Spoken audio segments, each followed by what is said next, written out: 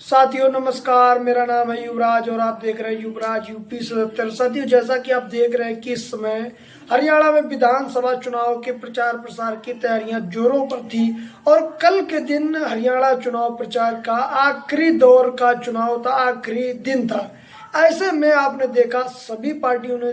जोर आजमाई, इसमें कोई कोर कसर नहीं छोड़ी। लेकिन अगर बात करें बहुजन समाज पार्टी की, तो बहुजन समाज पार्टी ने भी पूरी ताकत के साथ यहाँ पर चुनाव लड़ा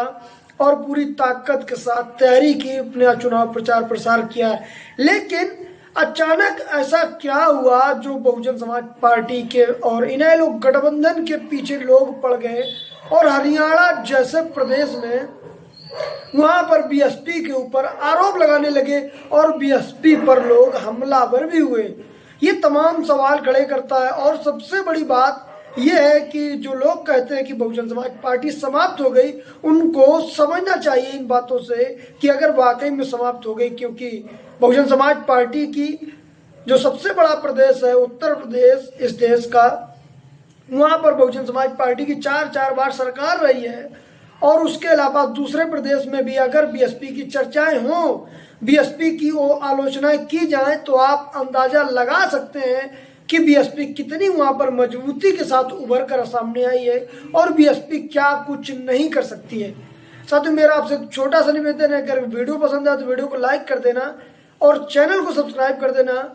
और कमेंट करके अपनी कीमती राय जरूर देना, लेकिन वीडियो को लाइक जरूर कर देना। साथियों, जैसा कि आप देख रहे हैं वहां पर आकाश आनंद जी ने पूरी ताकत के साथ चुनाव प्रचार प्रसार किया और इसके अलावा उन्होंने धरातल पर उतर करके चुनाव प्रचार प्रसार किया। आप तस्वीरों के माध्यम से ये भी देख सकते हैं कि आकाश आनंद जी ने बुजुर्गों का आशीर्वाद भी लिया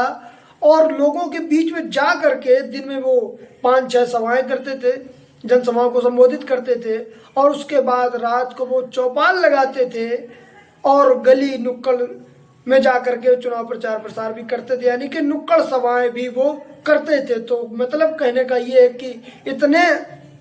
इतनी मेहनत के साथ उन्होंने चुनाव प्रचार प्रसार किया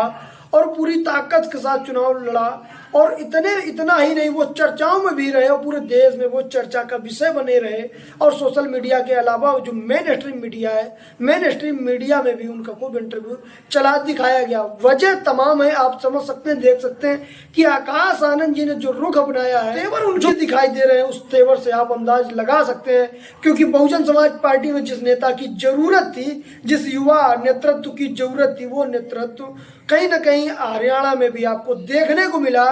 और आप सोचिए, अगर हरियाणा के बाद जिस समय उत्तर प्रदेश में जहां पर बीएसपी का गढ़ माना जाता रहा, वहां पर आकाश आनंद जी आएंगे, इसी तरह से चौपाल लगाएंगे, नुक्कड़ सभाएं करेंगे, लोगों से मिलने का काम करेंगे, तब क्या होगा? तब बीएसपी के पीछे कितने लोग लग जाएंगे, कितने आरोप उन पर लगाए जाएंगे और कितनी ही आलोचनाएं हो जाएंगी। दरअसल आप इस बात से अंदाजा लगा सकते हैं बहुजन समाज पार्टी का विरोध वहां पर क्यों हो रहा है, क्योंकि ये विरोध कोई और नहीं कर रहा है, ये विरोध सिर्फ और सिर्फ जो विपक्षी पार्टियां हैं वो लोग कर रही हैं। पहले मैं आपको बताऊं, सबसे पहले जो उत्तर प्रदेश के मुख्यमंत्री हैं भारतीय जनता पार्टी के कद्दावर नेता योगी आदित्यनाथ जी वहां पर गए और उन्होंने कहा कि हाथी को वोट मत देना, हाथी का पेट बड़ा है और उसका पेट ऐसे भरने वाला नहीं है। वहां पर जाकर के उत्तर प्रदेश से वो भेजे गए और हरियाणा में हाथी के पीछे पड़ जाते हैं। उसके बाद आकाश आनंद जी ने उसके जवाब में उन्होंने कहा कि हाथी का पेट वाकई में इतना बड़ा है और जब तक कमल के फूल को हर गली, हर मोहल्ले, हर चौराहों से जब तक कमल के फूल को चबा चबा कर नहीं खा लेता है, तब तक उसका पेट भरने वाला नहीं है। भारतीय जनता पार्टी के फूल को वो खा जाएगा। तो ये तमाम बातें आकाश आनंद जी ने कही थी और चर्चा का वो विषय भी बने थे। इसके बाद एक और आरोप फिर से अब लगा, जो आम आदमी पार्टी के कद्दावर नेता है अरविंद केजरीवाल के बड़े ही करीबी नेताओं में उनकी गिनती होती है और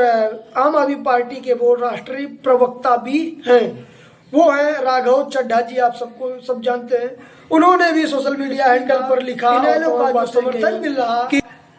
ये भारतीय जनता पार्टी का कराया हुआ गठबंधन है और भारतीय जनता पार्टी का प्लान बी है। ये बात आम आदमी पार्टी के प्रवक्ता ने कही। तो इस बात से आप अंदाजा लगा सकते हैं कि वहां पर बीएसपी क्या कुछ कर सकती है, कितनी मजबूती के साथ चुनाव लड़ सकती है, क्योंकि इन लोगों को कहीं ना कहीं वो चीज समझ में आ गई, वो चीज दिख गई कि वहां पर बीएसपी ने लोक गठबंधन मजबूती के साथ लड़ करके सरकार बना रहा है, सरकार बना सकता है या बहुत कुछ अच्छा कर सकता है। इस बात से आप भी अंदाजा लगा सकते हैं, क्योंकि भारतीय जनता पार्टी ने भी उन पर हरा हमले बोले आलोचनाएं की बीएसपी की, और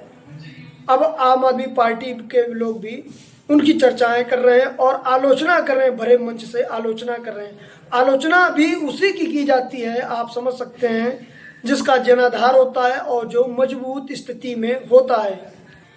इसके अलावा जो बड़े बड़े पत्रकार हैं, पत्रकार लोगों ने भी बीएसपी की तमाम आलोचनाएं की। जो ये मैं उन पत्रकारों की बात कर रहा हूँ जो जातिवादी सोच रखते हैं, जो कहीं ना कहीं किसी पार्टी से ताल्लुक रखते हैं, किसी पार्टी को वो ज़्यादा सपोर्ट करते हैं। लेकिन वो पत्रकार हैं, वो घूमे वहाँ पर उन्होंने, और ज़मीन पर पत्रकार घूमने का काम करते हैं और किस पार्टी की क्या पोजीशन है, क्या जनाधार है, वो सब जानते हैं। लेकिन अगर वो इस तरीके से बातें कर रहे हैं, उन्होंने भी कुछ कहीं ना कहीं प्रोपोगंडा सेट किया बीएसपी के खिलाफ, तो आप अंदाजा लगा सकते हैं कि बीएसपी और इनेलो गठबंधन वहाँ पर क्या कुछ कर सकता है। एक बात तो आपको समझना होगी कि जब तक बीएसपी है तब तक जो दूसरी पार्टी है, कांग्रेस पार्टी हो जाए, भारतीय जनता पार्टी हो, इन पार्टियों में जो नेता हैं दलित समाज के